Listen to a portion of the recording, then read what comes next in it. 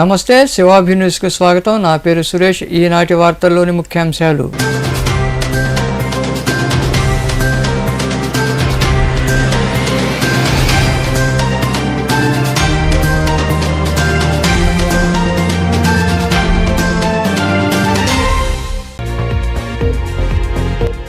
AC లేదంటూ Gudur railway స్టేషన్లో రైలు నిలిపివేత.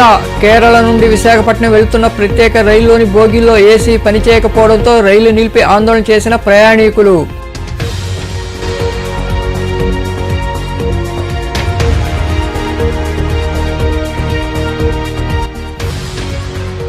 రానున్న ఎన్నికల్లో సంజీవయ్యను మళ్లీ గెలిపించి ఎమ్మెల్యేను చేయండి. సూళ్లూరుపేట ప్రాంతంలో జరిగిన కార్యక్రమంలో పాల్గొని రైతు భరోసా కేంద్రాన్ని ప్రారంభించిన అనంతరం మాట్లాడిన మంత్రి కాకాని గోవర్ధన్ రెడ్డి.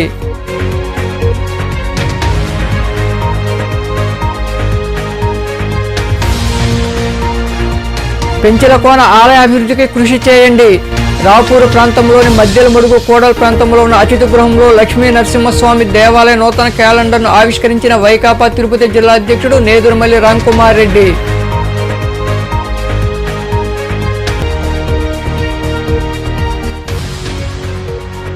వైకాపా పాలనకు చర్మగీతం పాడేందుకు సిద్ధంగా ప్రజలు.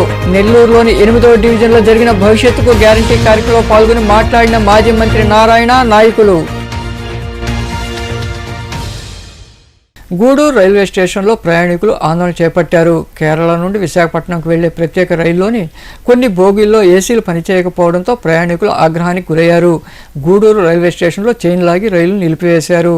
కేరళ నుండి విశాఖపట్నం వెళ్లే ప్రత్యేక రైల్లో కొన్ని బోగీల్లో ఏసీలు పనిచేయలేదు. దీంతో ప్రయాణికులు రేణిగుంట వద్ద సిబ్బంది దృష్టికి తీసుకెళ్లారు. అక్కడ మరమ్మతులు చేసినా తిరిగి పనిచేయకపోవడంతో గూడూరు స్టేషన్కు రాగానే ప్రయాణికులు చైన్ లాగి రైలును నిలిపివేశారు. రైల్వే స్టేషన్లో ప్రయాణికులు ఆందోళనకు దిగారు. పలువురు రైల్వే సిబ్బంది దురుసుగా సమాధానం చెప్పడంతో తీవ్ర నిరసన వ్యక్తం చేశారు. గంటల తరబడి రైలు స్టేషన్లో నిలిచిపోవడంతో ప్రయాణికులు ఇబ్బందులు పడ్డారు.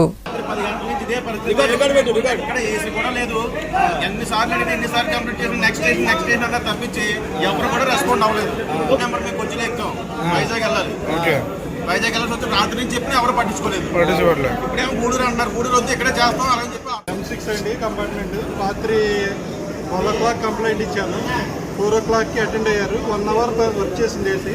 అక్కడి నుంచి మళ్ళీ సేమ్ ప్రాబ్లం. టాయిలెట్స్లో వాటర్ లేదు, ఏసీ లేదు. క్లోజ్డ్.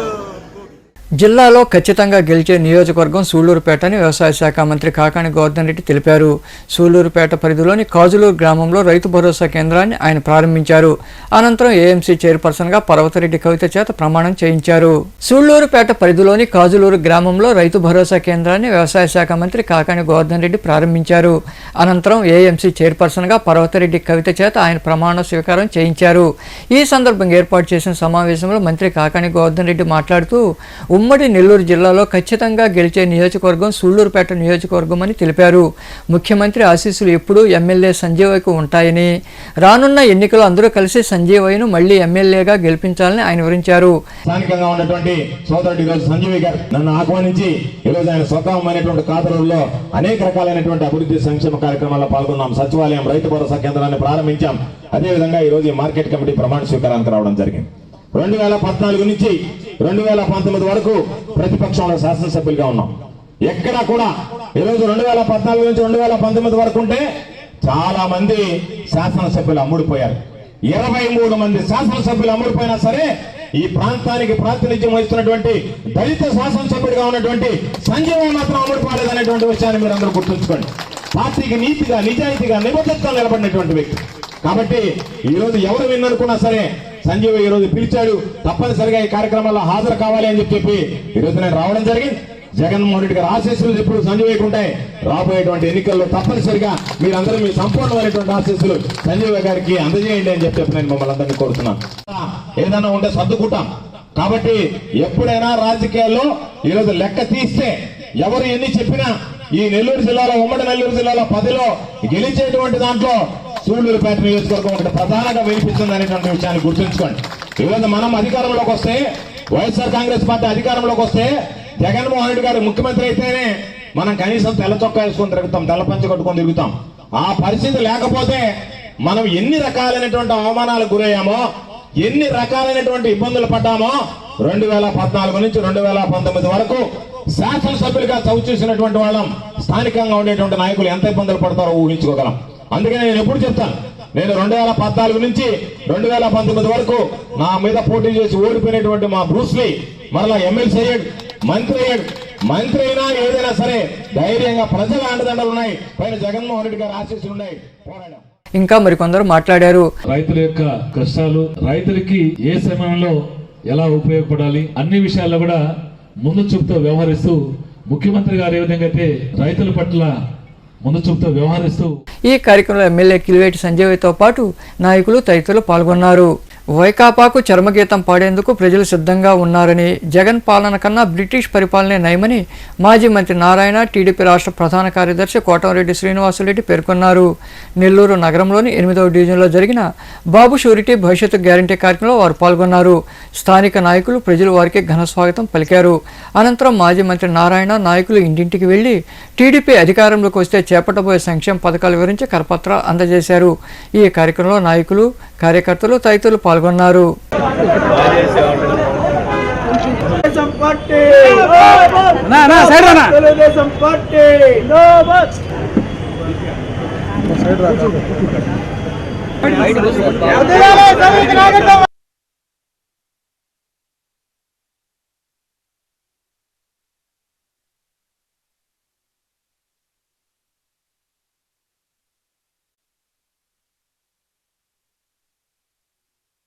నెల్లూరులో 6వ డివిజన్ అయినటువంటి ఈ సోనస్పేట ఏరియాలో ఈ రోజు యాక్చువల్ గా భవిష్యత్ గ్యారంటీ కార్యక్రమంలో తిరగటం మొదలు పెట్టాం. ఈ భవిష్యత్ గ్యారంటీలో ఉన్న విషయాలను అందరికీ వివరించడం ముఖ్య ఉద్దేశం. దాంతో పాటు ఎక్కడికి పోయినా, ఎందుకంటే ఇక్కడంతా ఎక్కువగా షాప్స్ ఉంటాయి, షాప్స్ లో ఎక్కడికి పోయినా వాళ్ళు చెప్పేది ఒకటే, మాకు ప్రశాంతమైన వాతావరణం కావాలి, లా అండ్ ఆర్డర్ చక్కగా మెయింటైన్ చేసే వాతావరణం కావాలి, మా వ్యాపారాలు మేము చేసుకుంటాం. జనరల్ గా ఇక్కడ ఇండియాలోనే కాదు, మన నెల్లూరులోనే కాదు, ప్రపంచంలో ఏ దేశంలో తీసుకోండి, ఎక్కడైతే లా అండ్ ఆర్డర్ సక్రమంగా ఉండి ప్రశాంతంగా ఉంటుందో, ధర్నాలు అటువంటి ఉండవు, అలాంటి కంట్రీస్ లో పెట్టుబడి పెడతారు. పెద్ద పెద్ద కంపెనీలు పెట్టుబడి పెట్టాలంటే ఫస్ట్ అక్కడ ఉన్న వాతావరణాన్ని ఫస్ట్ అసెస్ చేస్తారు, లా అండ్ ఆర్డర్ చూస్తారు. కానీ మన నెల్లూరులో ఈ 5 సంవత్సరాల్లో నేను చెప్పలే, మీరే చూస్తున్నారు. అరాచకం అంటే ఎవరన్నా ఒకరో మాట్లాడినా వాళ్ళు తీసుకుపోయి స్టేషన్లు ఇవ్వటం, లేదా వాళ్ళు బిల్డింగ్ బాగా కట్టడం, లేదా వాళ్ళ షాప్కి లైసెన్స్ క్యాన్సిల్ చేసి, నిజంగా చాలా దారుణం. ఎక్కడ వాళ్ళకి సీట్లు ఇచ్చేది, ఎక్కడ వాళ్ళు కంటెస్ట్ చేసేది, తెలుగుదేశం ఎక్కడ కంటెస్ట్ చేసేది, వాళ్ళిద్దరు నాయకులు తప్పితే ఎవరికి తెలియదు. చంద్రబాబు నాయుడు గారికి, ఇటు పవన్ కళ్యాణ్కి, వాళ్ళిద్దరికి తప్పితే ఎవరికి తెలియదు. వాళ్ళు డిసైడ్ చేస్తున్నారు. కాబట్టి వాళ్ళకి డబ్బులు ఇచ్చారు, వీళ్ళకి డబ్బులు ఇచ్చారు చేసేయని ఒత్త అబద్ధాలు. ఇప్పుడు నేను యాక్చువల్గా మీకు అందరికీ చెప్తున్నాను, చంద్రబాబు నాయుడు ఏది చెప్తే చేస్తా. నా మొదటి నుంచి నా సిద్ధాంతం 1993 నుంచి పార్టీలో ఉన్నాను. ఆయన ఏ రోజు చెప్తే చేస్తా. ఆయన ఇది వద్దంటే లేదు, ఇది కావాలంటే కావాలా. నన్ను కంటెస్ట్ చేయమని 6 నెలల క్రితం పోయి చెప్పన్నాడు. శ్రీనివాసరెడ్డిని పిలిపించాడు, మా ఇద్దరిని కూర్చోబెట్టాడు, మాట్లాడాడు, ఓకే అన్నాం, వచ్చా, మొదలుపెట్టా. ఇక్కడ ఏమీ లేదు. అంటే ఈరోజు కూడా నేను చెప్తున్నాను, పార్టీ అధినేతలు ఇద్దరు ఏది నిర్ణయిస్తే అది ఫైనల్. ఈ మధ్యలో డబ్బులు ఇవ్వాలని అదని ఇదని ఇవన్నీ నమ్మొద్దు. ఈయన మీద కూడా అలిగేషన్ వేశారు, శ్రీనివాసరెడ్డి మీద కూడా. ఎన్ని నమ్మొద్దు, ఎన్ని ఉత్తమ మాటలు. క్లియర్గా చెప్తున్నాను, చంద్రబాబు నాయుడు ఆర్డర్ వేశాడు, నువ్వు నెల్లూరులో కంటెస్ట్ చేస్తున్నావు, పోయి కంటెస్ట్ చేయమని. ఆయన ఆర్డర్ని తూచా తప్పకుండా వచ్చి కంటెస్ట్ చేస్తాను. రాపూర్ మండలంలోని పెంచిలకోనలో కొలువై ఉన్న శ్రీ పెనుసుల లక్ష్మీనరసింహస్వామి దేవాలయ నూతన సంవత్సర క్యాలెండర్ను వైకాపా తిరుపతి జిల్లా అధ్యక్షుడు నేదురుమల్లి రామ్కుమార్ రెడ్డి నాయకులు ఆవిష్కరించారు. మధ్యలమడుగు కోడల ప్రాంతంలో ఉన్న తెలుగు గంగ అతిథి గృహంలో ఏర్పాటు చేసిన ఈ కార్యక్రమంలో ఆయన పాల్గొని మాట్లాడారు. అనంతరం నాయకులు, అధికారులు రామ్కుమార్ రెడ్డిని ఘనంగా సత్కరించారు.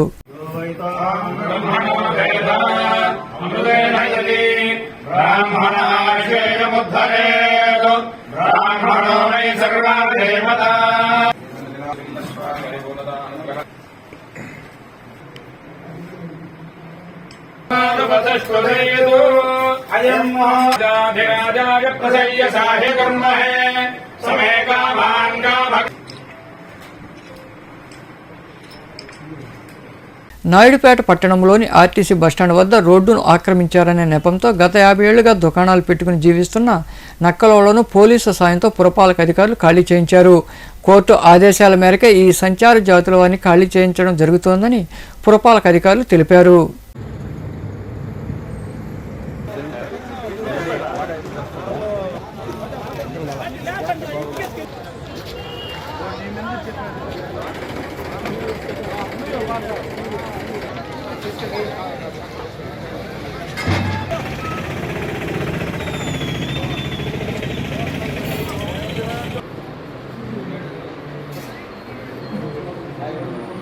అబ్స్ట్రక్ట్ చేశావు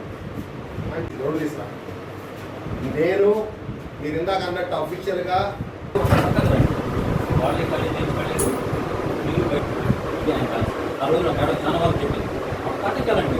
చేయగలము మనం దాని అంతవరకు బయట చేయండి.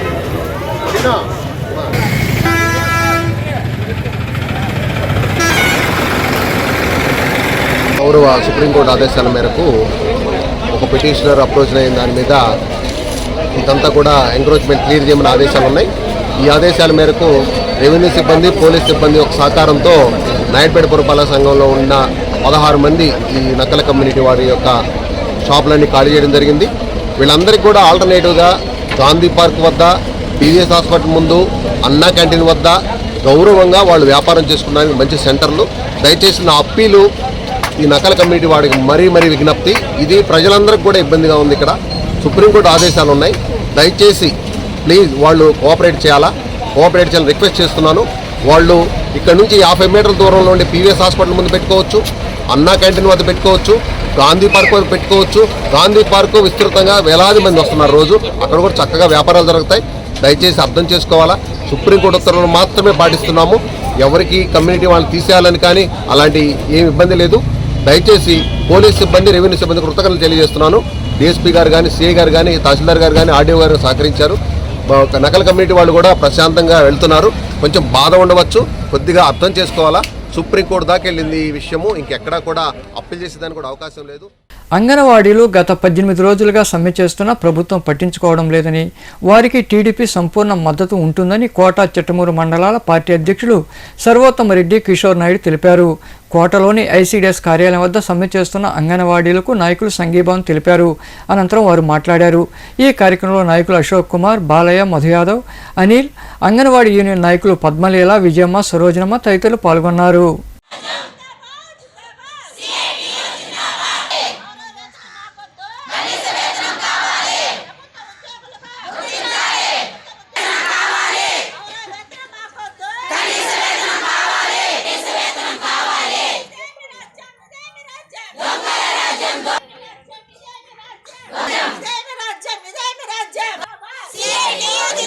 ఎవరు ఆలోచించాల్సిన అవసరం లేదు. ఎందుకంటే ఉండే సమాజంలో పరిస్థితి, ఒక కుటుంబంలో ఒక బిడ్డని ఆలనా పాలన చూడాలంటే ఎంత ఇబ్బంది పడుతున్నారు. రెండో వాళ్ళు వద్దు అనుకునే పరిస్థితిలో ఉంది ఈ సమాజం ఈరోజు. అట్లాంటిది ఒక స్కూల్కి ఒక టీచరు, ఒక ఆయా కలిసి ఒక 20-30 మందిని ఉదయం లేచి వాళ్ళ ఇళ్ళకెళ్ళి వాళ్ళని తీసుకొచ్చి వాళ్ళ ఆలనా పాలన సాయంత్రం దాకా చూసి వాళ్ళకి మధ్యాహ్నం భోజనం పెట్టి నైట్ మళ్ళీ ఈవినింగ్ తీసుకుని వాళ్ళ ఇంట్లో వదిలి వాళ్ళకి ఆరోగ్యకరమైన ఫుడ్ అందిస్తూ వాళ్ళకి భావితరాలు వాళ్ళు ఏ విధంగా ఉండాలా, ఏ విధంగా మొండిగా తయారు చేయకుండా వాళ్ళు భావి భారత పౌరులుగా తీర్చిదిద్దే దాంట్లో మీరు ముఖ్య భూమికని నిర్వహిస్తున్న మీకు అసలు ఆలోచనే ఉండకూడదు ఎవరికి. ఎందుకంటే ఇంత కష్టపడే వాళ్ళు మిగతా వాళ్ళందరూ ఉన్నారు, ఇప్పుడు టీచర్స్ ఉన్నారు, వాళ్ళకి తెలిసినాయి. ఒక ఏజ్ వచ్చిన తర్వాత పిల్లలకి పాఠాలు చెప్పడం ఇది వేరు. పసిబిడ్డలు వాళ్ళకి ఏమి తెలియదు, వాళ్ళకి భయం తెలియదు, వాళ్ళు ఏ విధంగా ఉండాలో తెలియదు, ఏం మాట్లాడాలో తెలియదు. కానీ అవన్నీ మొదట నేర్పించేది మీరే. మీకంటే ఎవరు గొప్ప కాదు వీళ్ళు. ఈ విధంగా పోరాడుతున్నా ఈ ప్రభుత్వం ఇప్పుడు దాకా పట్టించుకోకపోవడం అనేది నిజంగా ఘోరం, అన్యాయం, అక్రమం. దీన్ని ఎవరు కాదనరు. దానికి తెలుగుదేశం పార్టీ ప్రతి దగ్గర మీకు మద్దతు ఇస్తుంది. సమ్మెలో ఉంటారు, మీరు పోయి వాళ్ళ సంఘీభావం తెలపండి, వాళ్ళ డిమాండ్కి మీరు మాటించరండి.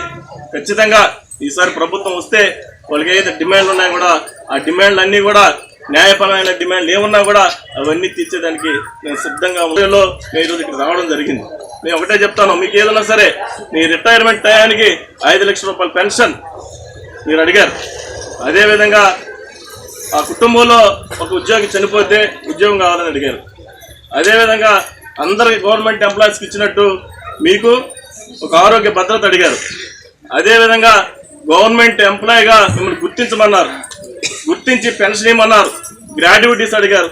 గతంలో ఇప్పుడు ఏదైతే ప్రభుత్వ ఉద్యోగులకి ఉపాధ్యాయులకైతేనే ఇతర ఉద్యోగులకి ఏదైతే ఫిట్మెంట్లు అన్నీ వస్తున్నాయో అదేవిధంగా మాకు కావాలని మీరు అడిగారు. వీటిలో ఏది మీరు అడిగిన దాంట్లో ఎక్కడా కూడా ఇబ్బందులు బ్రహ్మాండంగా ప్రభుత్వం ఇవ్వచ్చు.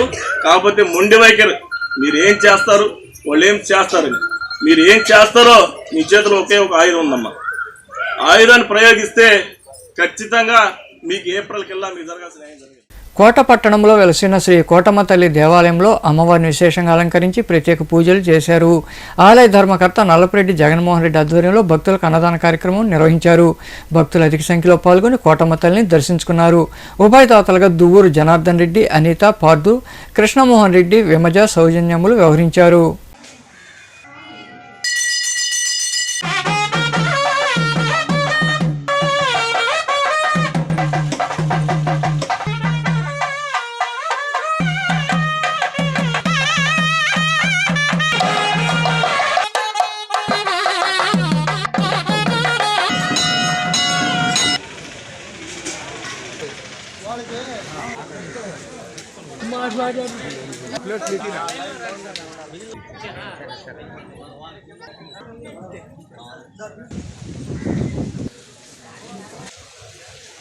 వరాల తల్లి ఎంతమందినో కొన్ని వేల మందిని ఆదరిస్తూ ఆమె లీలలు చూపిస్తూ ఎంతమందినో బుధవందడుతూ ఒక ఉన్నతమైన స్థాయికి తీసుకెళుతూ ఎంతమంది రోగుల్ని ఆరోగ్యవంతులుగా తయారు చేస్తూ నిరుపేదల్ని ఉన్నతమైన స్థితికి తీసుకొని వస్తూ ఎంతమంది ఉద్యోగం లేని వాళ్ళని ఉద్యోగం ఇప్పిస్తూ పెళ్లి కావాల్సిన వాళ్ళకి పెళ్లి చేస్తూ సంతానం లేని వాళ్ళకి సంతానం అందజేస్తూ ఉన్నటువంటి మహాతల్లి మన కోటమ్మ తల్లి. ఆమె ఆశీస్సులతో కోటమ్మ తల్లి దేవస్థానం చైర్మన్ గారు నల్లపరెడ్డి జగన్మోహన్ రెడ్డి గారి దంపతుల పర్యవేక్షణలో దాతల సహకారంతో ప్రతి శుక్రవారం ఎంతో చక్కగా ఈ భోజన కార్యక్రమం జరుగుతూ ఉంది. ఈ కార్యక్రమం దొరుకట్ట వాస్తవ్యులు దువ్వూరు జనార్దన్ రెడ్డి గారు, అనిత గారు, పార్దు, కృష్ణమోహన్ రెడ్డి గారు, విమలా గారు, వైష్ణవి, సౌజన్యమ్మ గారు ఇలా దాతృత్వంతో ఈరోజు కొన్ని వందల మంది ఈ అన్నప్రసాద వినియోగ కార్యక్రమం వినియోగించుకున్నారు. ఈ కార్యక్రమానికి ఇచ్చేసినటువంటి దాతలు. వార్తలు ముగించే ముందు ముఖ్యాంశాలు మరోసారి.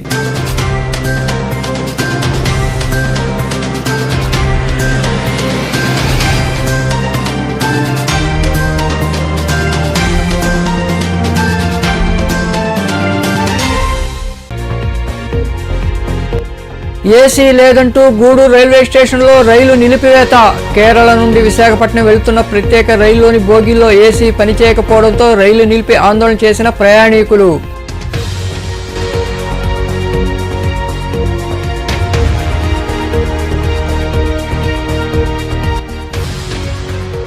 రానున్న ఎన్నికల్లో సంజీవయ్యను మళ్లీ గెలిపించి ఎమ్మెల్యేను చేయండి. సూళ్లూరుపేట ప్రాంతంలో జరిగిన కార్యక్రమంలో పాల్గొని రైతు భరోసా కేంద్రాన్ని ప్రారంభించిన అనంతరం మాట్లాడిన మంత్రి కాకాని గోవర్ధన్ రెడ్డి.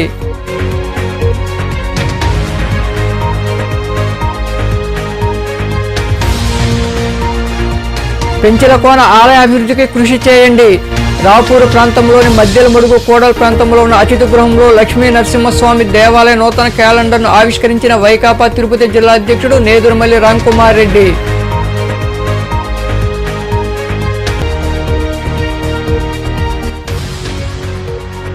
వైకాపా పాలనకు చర్మగీతం పాడేందుకు సిద్ధంగా ప్రజలు. నెల్లూరులోని 8వ డివిజన్లో జరిగిన భవిష్యత్తుకు గ్యారంటీ కార్యక్రమంలో పాల్గొని మాట్లాడిన మాజీ మంత్రి నారాయణ, నాయకులు. ఈ వార్తలు ఇంతటితో సమాప్తం. తిరిగి ప్రసారమయ్యే సేవాభినీసులో మళ్ళీ కలుద్దాం. అంతవరకు సెలవు. నమస్తే.